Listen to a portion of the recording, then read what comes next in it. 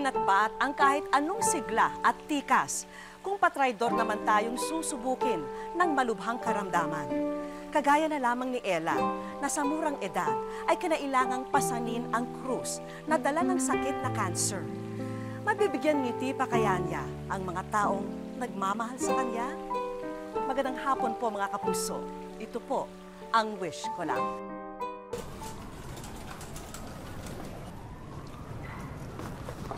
Dok, kumusta po lagay ng anak ko? Your daughter has ovarian cancer. Malignant po ang tumor sa kanyang ovary. That's why we need to undergo chemotherapy. Pero Dok, di ba gagaling naman anak ko? Depende po yan sa kanyang katawan kung kakayanin po niya. Excuse me po.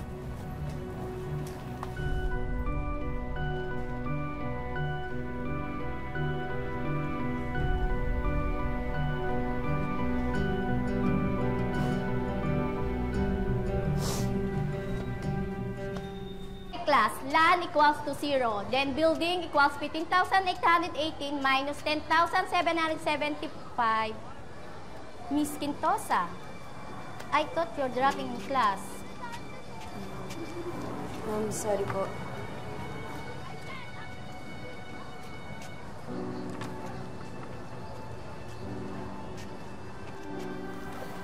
How's your condition? Okay lang naman po ako ngayon. Okay. Take your seat. Salamat po.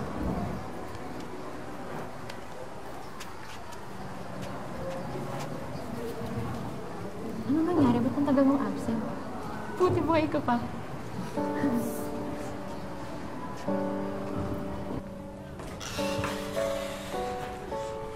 Te, sigurado ka bang maitatawid mo pa yung subject natin? Ang dami mong na-miss na lesson. Nakayanin yan.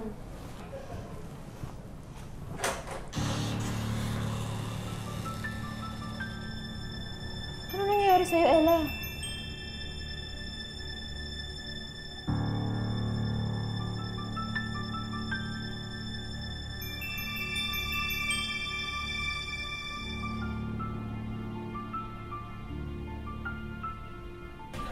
Sa edad na 17, unti-unting ginugupo si Ella ng kanyang karamdaman. Pero nagpasya siya, pati ang kanyang pamilya, na sumailalim siya sa chemotherapy sa pag-asang gumaling at bumalik ang dating sigla. Ako po yung may sakit. Huwag naman na kayo mag-alala. Kaya ko to, no? Lalaban po ako. Huwag na kayo mag-alala, ha?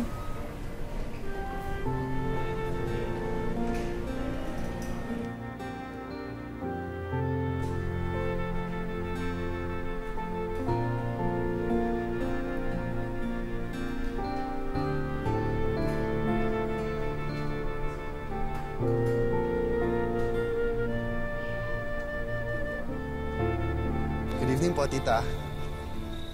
Daryl, napadalaw ka. Si Ella po. Pumasok. Hindi pala. Pumunta sa ospital, nagpa-check up kasama yung papa niya. Ganun po ba? Sige po. Baka pwede naman po ibigay na lang po ito kay Ella. Sige, salamat ha. Sige po, tita, una na po ako. Ingat po.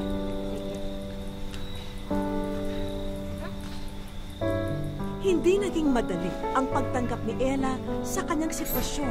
Katunayan, kahit ang nobyo niyang si Daryl, hindi niya makuhang harapin at mas pinili na lang manahimik sa bahay. Anak, dala ni Daryl, oh. Babalat kita, kumain ka, ha? Anak, bakit hindi mo naman hinarap si Daryl? Ayoko lang po kasi na makita niyang ganito yung itsura ko, eh. Hindi na ako yung katulad dati na pwede ko siyang samahan kapag magbabiking kami. Hindi na ako palaging masaya.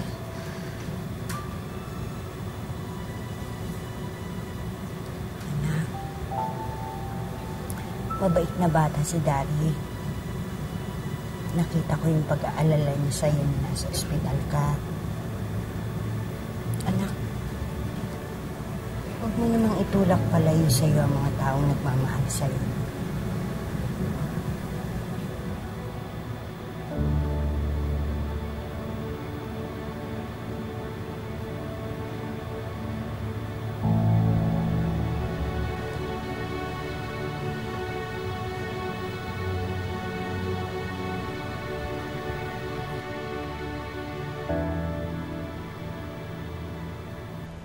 Idol!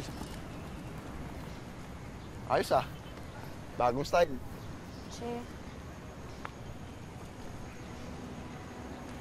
Ella, ba't pa ako iniiwasan? May ginawa ba ako sa'yo? Aray! Ay. Sorry. Sorry.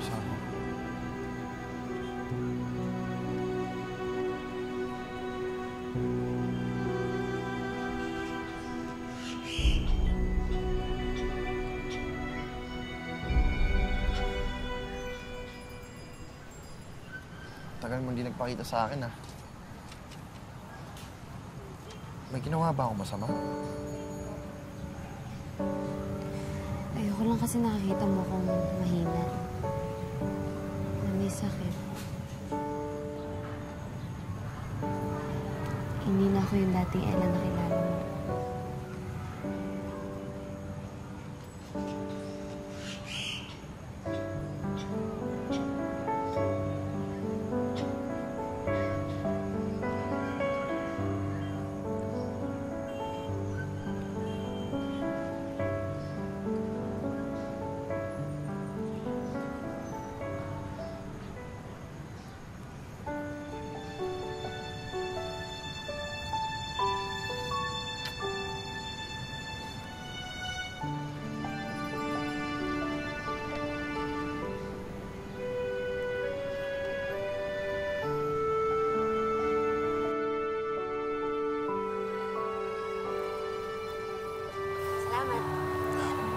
Taas ka na.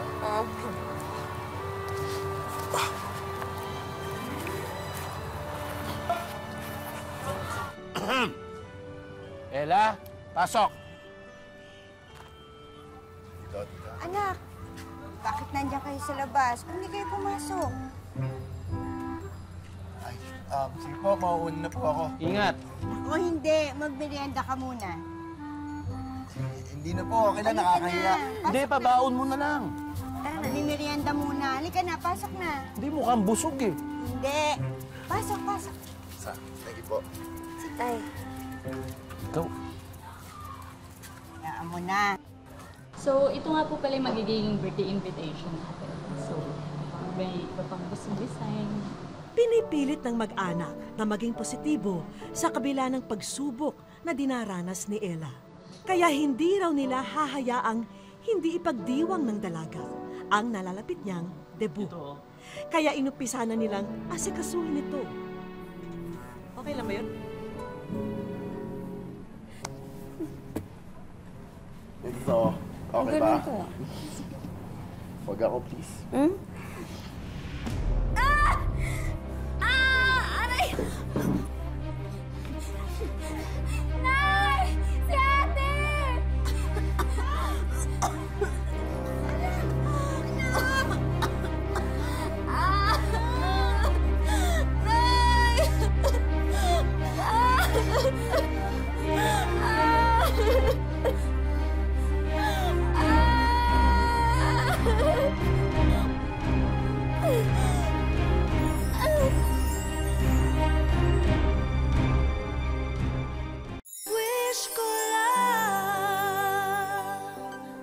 Ramdam ni Ella ang masaklap na epekto ng chemotherapy.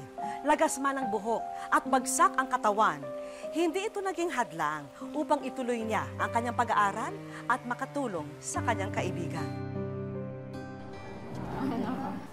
Are you ready for your midterms? Yes!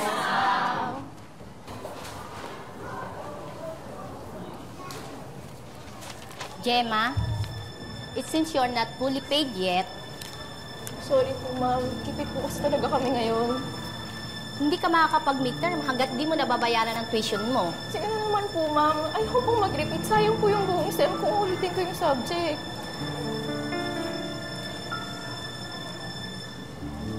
Okay. For now, papayagan kita mag-exam. Pero kinakailangan mong iseta lang account mo sa registrar, ha? Okay po. Thank you po, ma'am.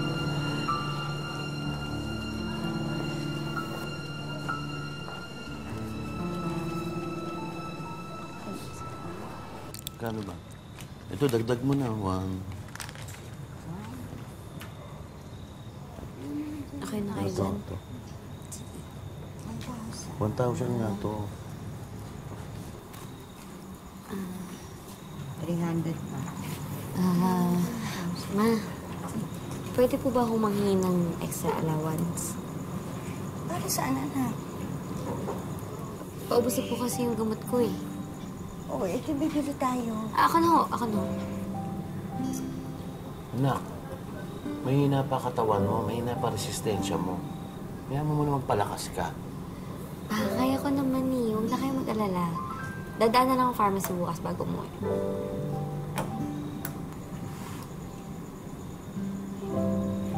O sige, bukas bibigay ko sa yung pera. Pero huwag ka na maaga, ha? Apo.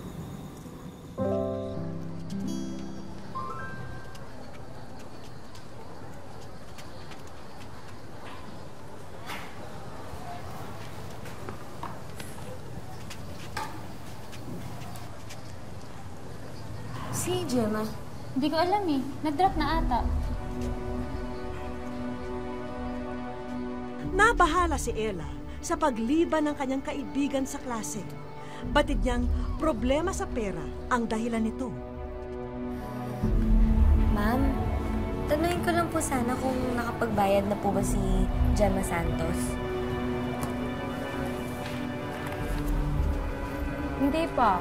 May kulang pa siyang 2,000. Ako na lang po magbabayad.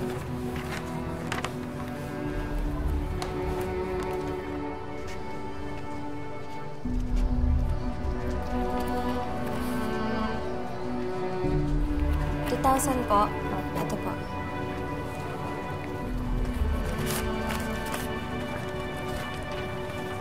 Salamat po.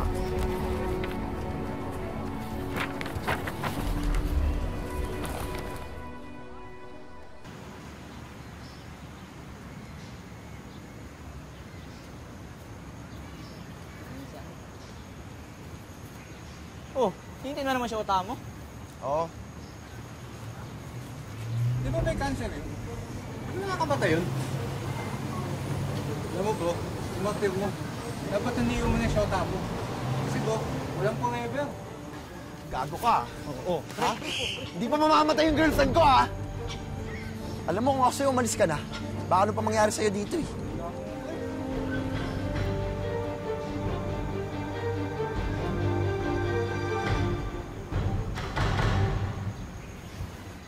Uy, Idol. Idol, Kanina ka pa? di naman. Tara, dadakita sa inyo.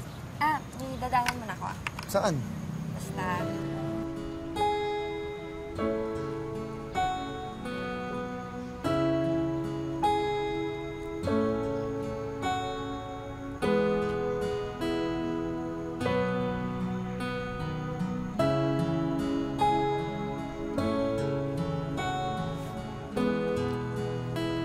Saka na lang muna.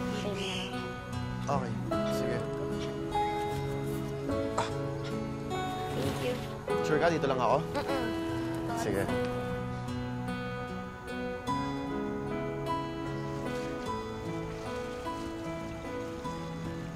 Gemma. Oh, dito ka. Bakit? Bibigay ko lang sana sa'yo to. Pumasok ka na bukas, ha? Salamat talaga. Salamat talaga. Napasok muna tayo. Hindi na. Kailangan ko na rin umuwi, eh. Si Idol din naghihintay sa labas. Thank you talaga. I love, thank you. Ganyan lang, dali-dali. Mas magaling pa po kayo. O siyempre, dati akong dancer sa ano. Alam mo na. Na. Ayun na.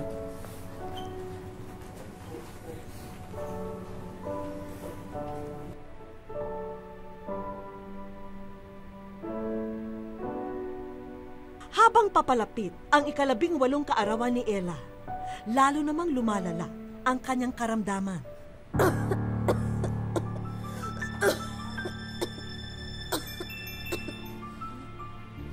Ano natin sa kwarto si Ella?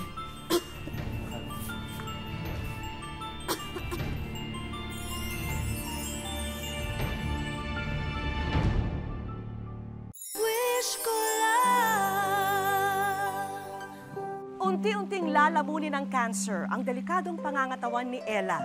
Kumpiyansa man na malalagpasan ang bawat pagsubok na kanilang pinagdaraanan, hindi pa rin sapat ito para siya'y gumaling. Si Daryl po. Parating na ate.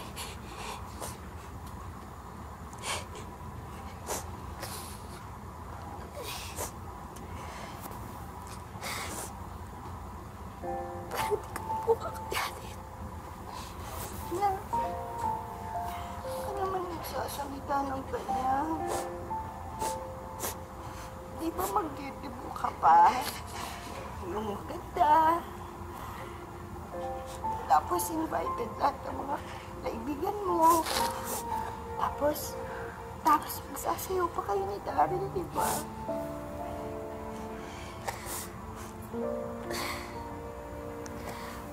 Masyado na po kayo gawa para sa akin eh.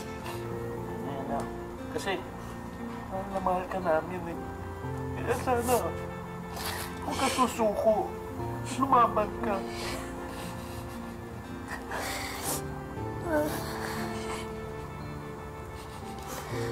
Talaga bumabuti si Mama. Ate po yung mga kapatid. Ate, please naman. Kayong dalawa. Mag-aaral kayo mabuti, ha? Mahal na mahal ko kayong dalawa.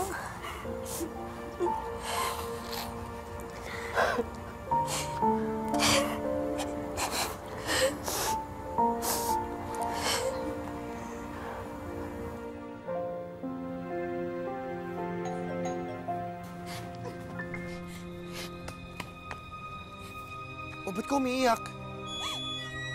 Si ate! Ha?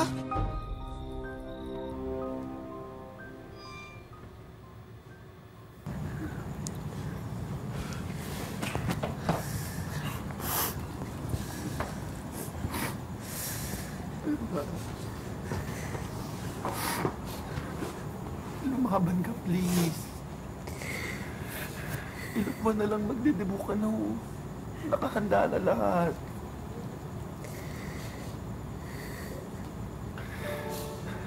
Ang dami pa nating plano, di ba?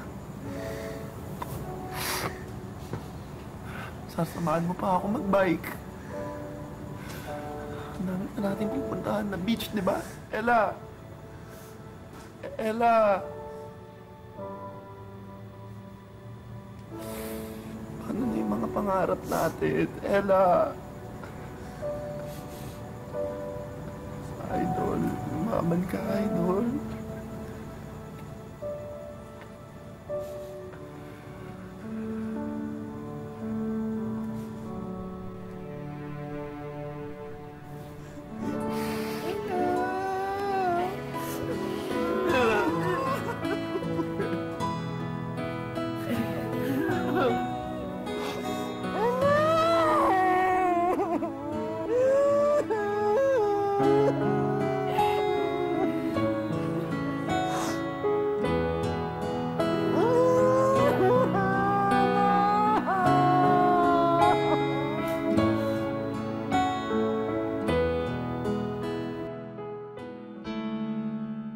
Nito lamang Enero, naging viral sa social media ang debut na ito na naganap sa Davao City.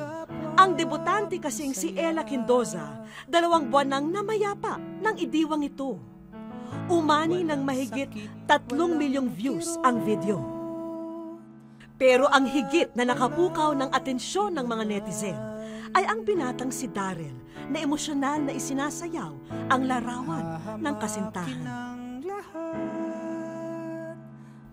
Paano nga ba malilimutan ang taong naging mahalagang bahagi ng iyong buhay. Para kay Darrell, sariwa pa rin ang alaala ng kanyang namayapang kasintahan. Idol yung tawagan namin. Kasi nasabi niya, idol niya raw ako kasi mahilig daw ako sa sports. May karera ako ng pagbabike. Yun, gusto niya talaga sumama siya para makapanood. Oo, nag-cheer. Maingay. Sobrang ingay nga nun kapag nandun siya sa laro ko. Kikipag-away pa yan sa mga ibang mga fans. 5 buwan na ang nakalilipas nang bawiin sa kanya si Ella. Dol, kung saan ka man ngayon, sana masaya ka na. At masaya na rin ako na nandyan ka na sa kamay ng Panginoon. Sobrang na-miss na kita. Miss ko yung mga araw na nandito ka sa aking tabi. Mahal na mahal kita. Natuldukan man ang pag-iibigan nila, nanatili namang malapit si Darrell sa pamilya ng dalaga. Mahirap man, pinipilit pa rin tanggapin ni na Rosalie at Charlie ang pagkawala ng kanilang panganay na anak. Punong-puno ng buhay, masayahin at maalalahanin. Ito ang mga bagay na mahirap limutin kay Ella. Nagkakantahan sila sa kwarto, silang tatlo, kasi marunong silang tatlo mag-gitar. So, kaya nga sinasabi pa nila sa akin, Ma, very supportive ka na. Mama, kasi ginabidyohan ko sila pag yung magbanding yan sa tatlo. Kasi matuwa din ako, happy din ako na yung magbanding silang tatlo, yung hindi mag-away. Yung pag 2:30, hindi talaga yan pwede, hindi yan siya tatawag sa akin, tatawag talaga yan. Tapos magsabi yan siya, Rose, where are you? Ginaganyan nga ako. So, yun, yung parang mamiss ko talaga yung boses niya na, Rose, where are you? Ganon siya ba? Oo, yung malapit talaga sa akin. Simula nung bata pa siya. Talagang papa talaga. Papa's girl. Siyempre, nakasanayan namin na kung saan kami magpunta, palagi kami kumpleto. Katabi ko po siya palagi pag nagpipicture kami. Tapos, pag kami na lang apat, pag tinitingnan ko yung picture, wala na si ate. Nasasaktan ako. Nawala man si Ella, nananatiling buhay siya sa puso't isipan ng mga nagmamahal sa kanya.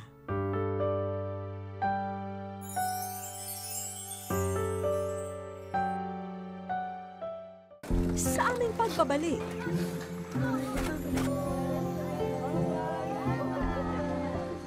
wish ko lang magtatatlong taon na sana ang relasyon ni na Darrell at Ella. At kasama ang buong pamilya ni Ella, nagtungo sila sa puntod ng dalaga.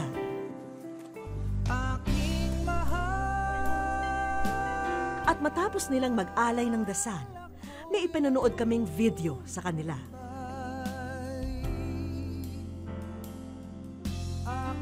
Umapaw ang emosyon ng mga oras na yun. Batid namin ang labis na pangungulila ng bawat isa kay Ella.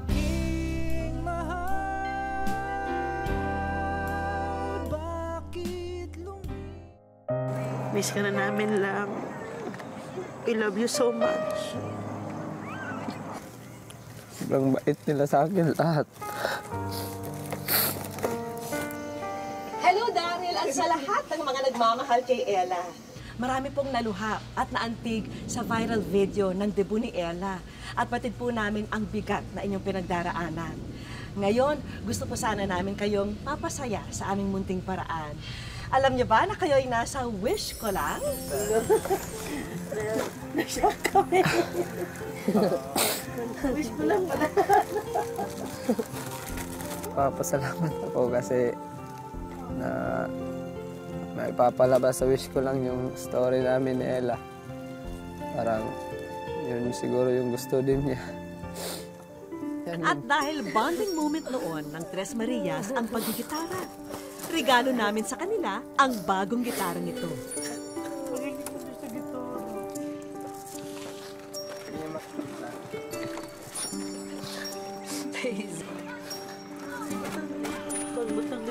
Kasunod naming iiwan ang family portrait ni na Ella.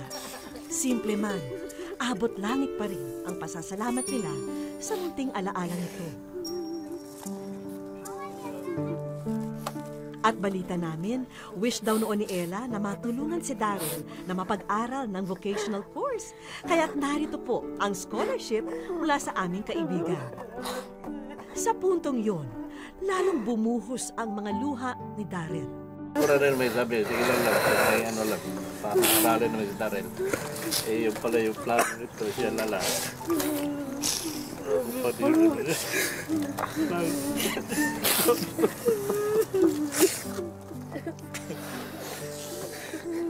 Napasalamat din ako sa wish ko lang. Kasi hindi ko yung kalaing darating to. At dahil summer na at hilig doon ni Ella ang mag-outing ang kanilang pamilya sa beach, handog po namin sa kanila ang vacation package.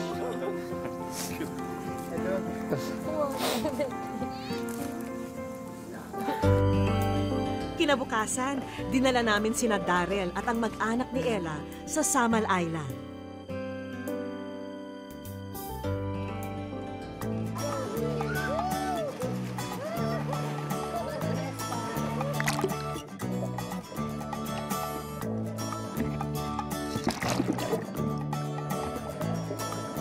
Agad nilang in-enjoy ang magandang tanawin doon. Saya ko kasi nakasama ko ulit sila ng mag-banding na kahit wala na si Ella. Papasalamat ako sa kanya, sa Panginoon at sa mga staff ng Wish Ko Lang at sa JMA. Nawala man si Ella, mas tumibay naman ang samahan ng kanilang pamilya. Batid nilang sa mga oras na ito'y masaya na rin siya sa piling ng may likha. Sumuko man si Ella sa karamdaman, ang kanyang katatagan ang nagsilbing inspirasyon para sa mga taong nagmamahal sa kanya. Alaalang kailan may mananatili sa kanilang mga puso. Muli, ako po si Vicky Morales at ito po ang Wish Ko Lang. May sorpresang naghihintay sa'yo.